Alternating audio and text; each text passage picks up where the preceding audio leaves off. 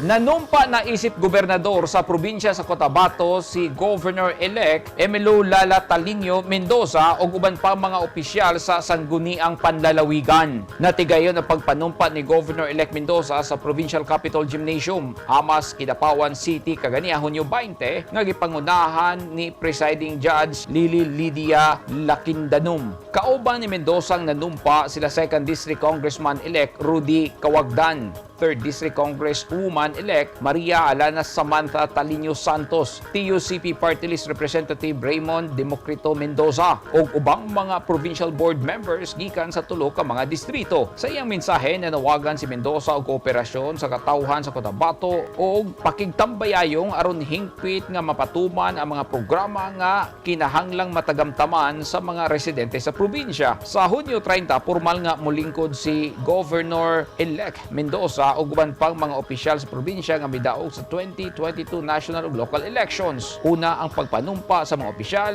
usa ka Thanksgiving Mass ang gipahigayon.